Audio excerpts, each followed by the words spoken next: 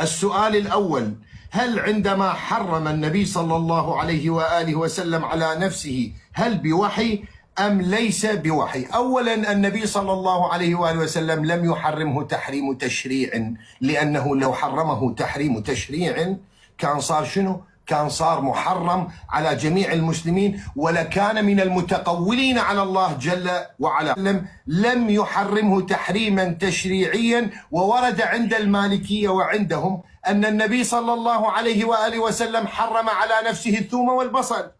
فهل تحريم النبي صلى الله عليه وآله وسلم الثوم والبصل على نفسه هل هذا من باب التشريع أم من باب هو لا يحبه، هو لا يأكله، فيقال عنه ماذا؟ أنه حرم على نفسه الثوم والبصل. هسه أنا أكملت. عندي إلك سؤالين. أولا، الله تبارك وتعالى في كتابه الكريم قد أقر للنبي صلى الله عليه وآله وسلم بالعصمة من خلال الآيات القرآنية الكريمة، حيث يقول الله تبارك وتعالى: أعوذ بالله من الشيطان الرجيم، بسم الله الرحمن الرحيم. قال: فبعزتك لأغوينهم أجمعين إلا عبادك منهم المخلصين.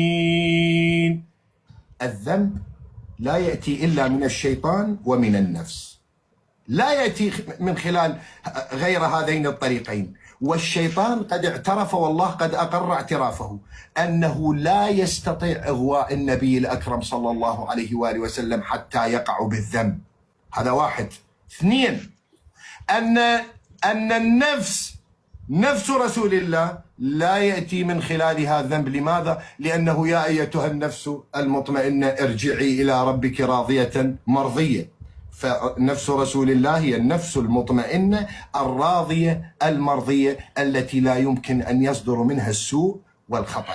هذا اثنين. ثلاثة، أنتم رويتم في صحيح البخاري أنه تقرب إلي بالنوافل، تقرب إلي بالفرائض حتى أحبك، فإذا أحببتك كنت يدك، كنت رجلك، كنت سمعك، كنت بصرك. فإذا كان الله يده ورجله وسمعه وبصره، كيف يخطئ؟